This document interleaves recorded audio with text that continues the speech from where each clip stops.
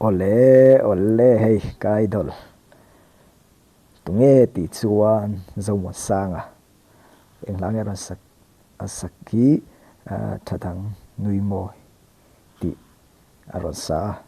kan ngai thla ho lenga chuanin hei hi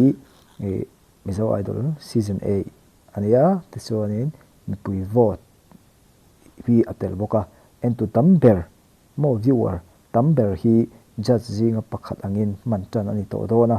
chuan vote hi ni som thum pakhat October sang ni som ni panga tlai dar thum le tlai dar thum theng hon ani ang aron tia chuwangin let's go ngai thlap phong meng o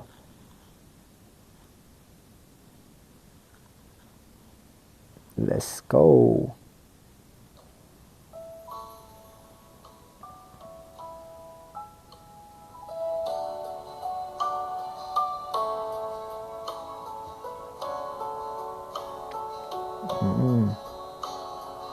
a fu do ne ala thang mo tiang la hi lê chân tông lâu trên cái đủ liên tục mà hiền lại lem lâu ô khoai ha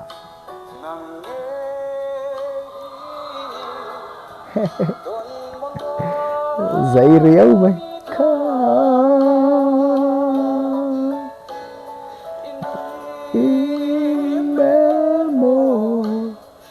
sớm rừng mấy cái thiên layan thadang NUI MAWI cái chuông thấy em chê thở liên tục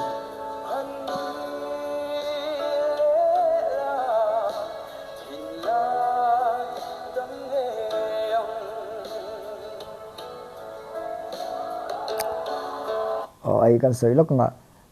emi tiang hla akul do ru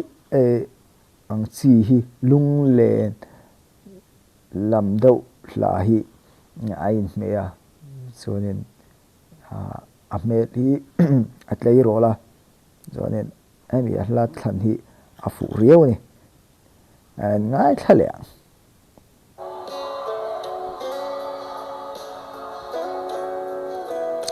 lòng ôm réo mày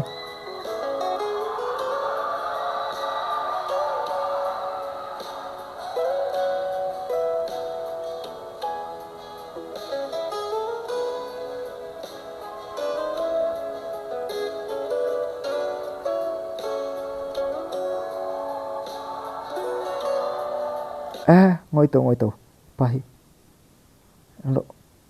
ăn đấy mày này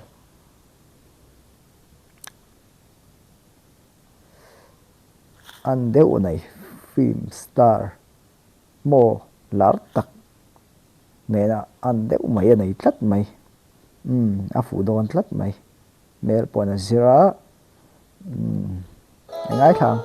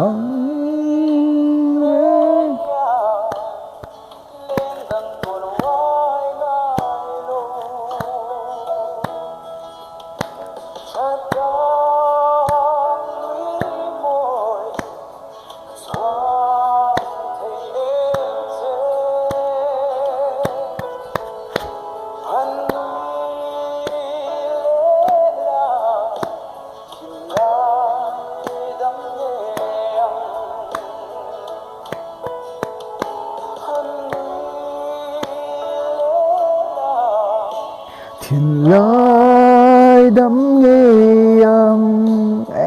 dậy réo thả lít tục tóc mày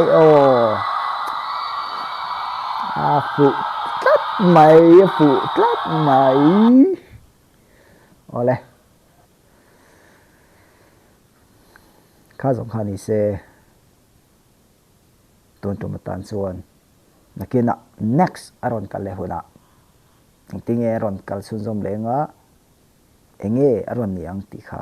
kan en ho le to na ni